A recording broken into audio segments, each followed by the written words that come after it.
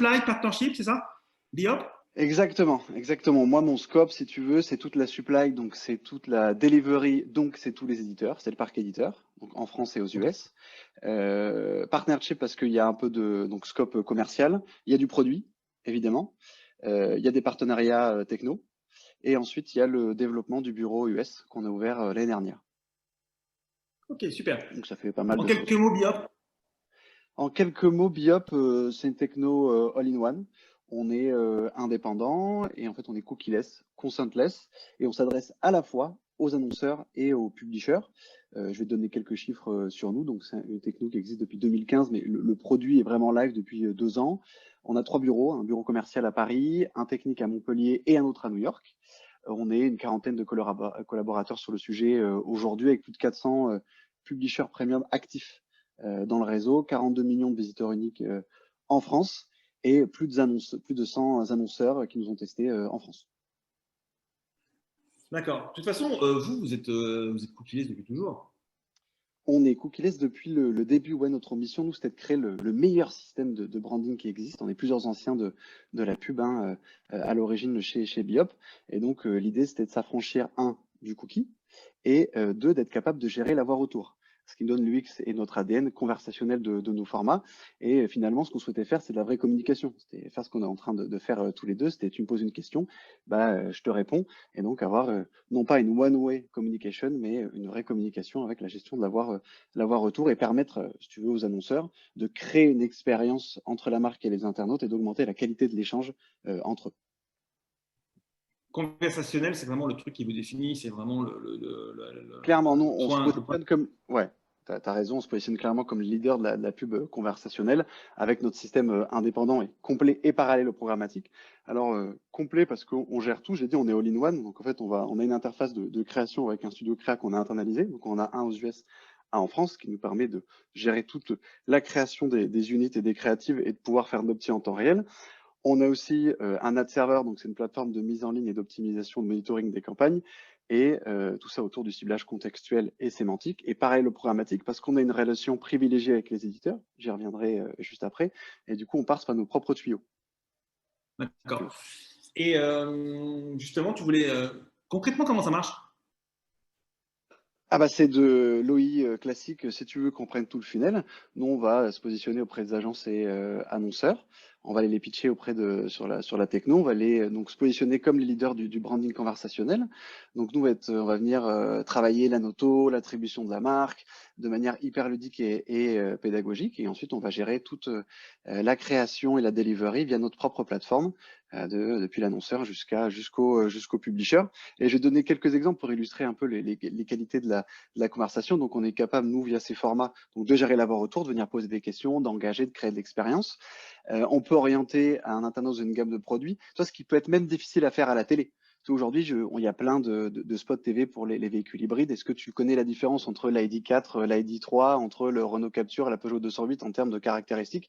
Je suis pas certain que tu saches laquelle se recharge plus rapidement, où sont placés les moteurs, etc. Nous, on est capable de lever des freins et d'expliquer, tu vois, nous, sur la Hyundai, tu as ce moteur-là se recharge en moins de 30 minutes sur une borne X ou Y. Voilà, moi, j'ai envie de mettre cette caractéristique-clé en avant et c'est pour ça que Hyundai, aujourd'hui, dépense plus de 50% de ses budgets digitaux chez nous. Je te prends un autre exemple sur notre verticale qui est la food, Häagen-Dazs. Est-ce que tu sais que l'usine qui produit toutes les Häagen-Dazs du monde hors US est à Arras?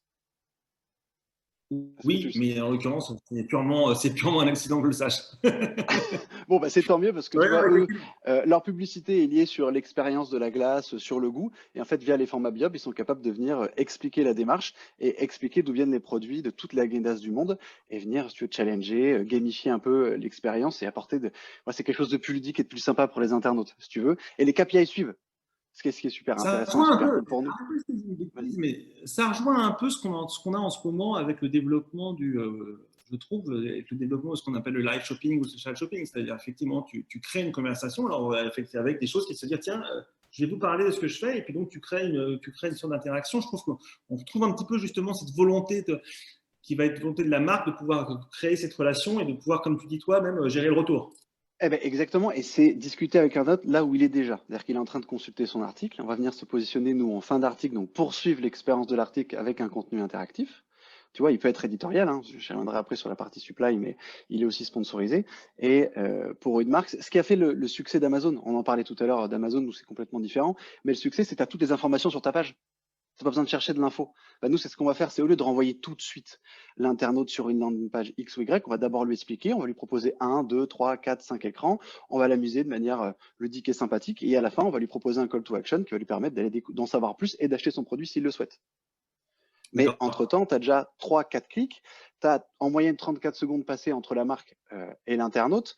On a fait une étude avec Dentsu sur 4 campagnes différentes, sur 4 verticales, on s'est rendu compte que versus tous les autres formats de l'écosystème, on avait 3 fois plus de brand attribution.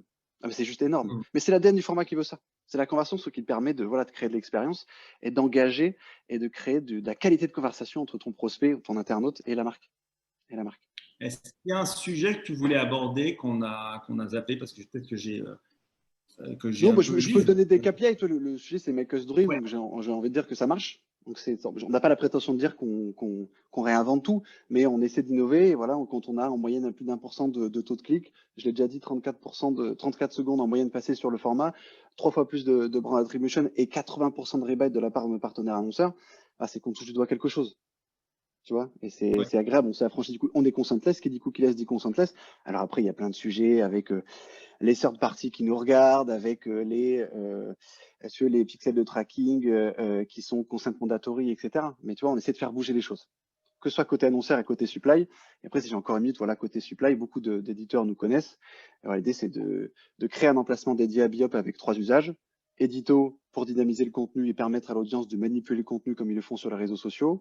Data, parce que bien qu'on soit cookieless, on va venir se plugger à la DMP et au CRM de nos partenaires. Et toi, tu as le Figaro qui, en 5 semaines, a récupéré plus de 100 000 emails via notre box de collecte, qui a été diffusé sémantiquement sur leur environnement. On est connecté à Permeti, à Weibo, à MediaRhythmix, à Piano. Et Sponso, on peut aussi mettre à disposition de l'équipe commerciale du média notre ad server pour qu'ils puissent vendre et gérer ses propres campagnes Biop. Ça marche. Comment elles sont conclues? En nous souhaitant bien du courage, parce qu'on est en face d'une montagne, pour essayer de bouger les choses et créer un système pareil ou programmatique. Et du coup, je voulais remercier toutes les équipes Biop en interne, les commerciaux, parce qu'ils font un travail formidable, évidemment les créas, les Adops et aussi la team supply, évidemment, et les Américains. Mais bon, là, ils font un gros dodo, donc je leur passerai un peu plus tard le bonjour. Non, évidemment. Merci.